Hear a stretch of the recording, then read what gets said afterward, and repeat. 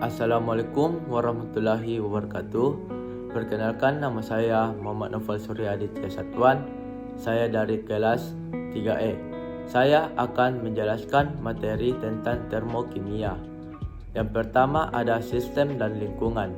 Sistem merupakan segala sesuatu yang menjadi pusat perhatian dalam mempelajari perubahan energi.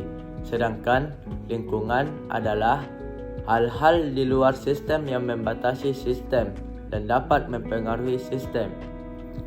Berdasarkan interaksinya dengan lingkungan, sistem ada 3 macam. Yang pertama, sistem terbuka, sistem tertutup, sistem terisolasi. Yang pertama, sistem terbuka. Sistem terbuka adalah kondisi di mana memungkinkan terjadi pertukaran materi dan energi dari sistem ke lingkungan ataupun sebaliknya.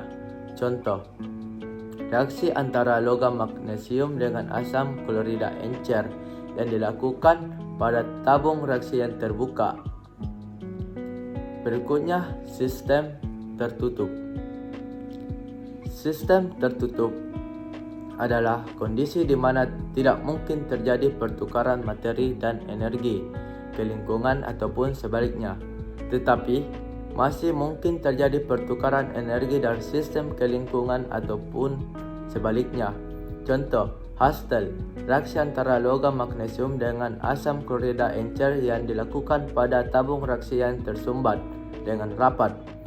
Gas hidrogen atau materi di dalam sistem tidak dapat keluar sistem, tetapi perlambatan keluar sistem tetap terjadi melalui dinding tabung reaksi. Sistem terisolasi. Sistem terisolasi adalah kondisi di mana tidak mungkin terjadi pertukaran materi dan energi dari sistem ke lingkungan ataupun sebaliknya. Contoh, reaksi antara logam magnesium dengan asam klorida encer yang dilakukan pada tempat yang tertutup rapat atau terisolasi, misalnya dalam menyimpan air panas di termos.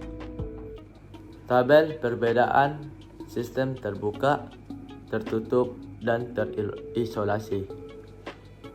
Yang pertama, sistem terbuka, perpindahan energi ya, materi ya. Sistem tertutup, perpindahan energi ya, materi ya.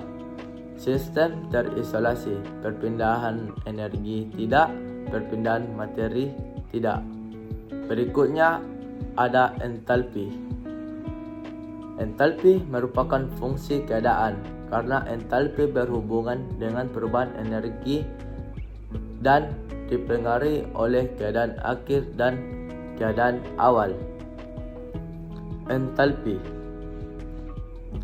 energi kimia yang disimpan di dalam sistem pada tekanan tetap disebut entalpi dan dilambangkan dengan simbol H.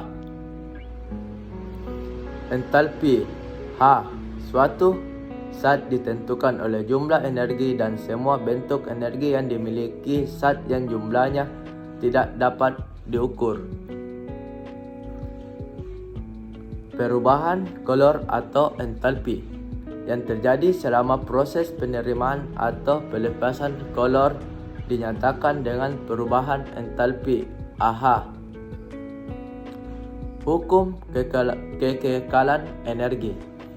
Energi tidak dapat diciptakan atau dimusnahkan.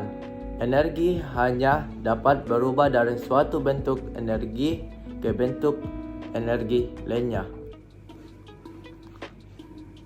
Contoh termodinamika dalam kehidupan sehari-hari.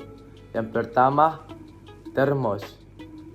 Pada alat rumah tangga tersebut terdapat aplikasi hukum 1 termodinamika dengan sistem terisolasi, di mana tabung bagian dalam termos yang digunakan sebagai wadah air terisolasi dari lingkungan luar karena adanya ruang hampa udara di antara tabung bagian dalam dan luar.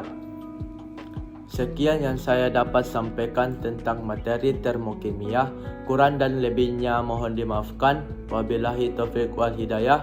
Wassalamualaikum warahmatullahi wabarakatuh.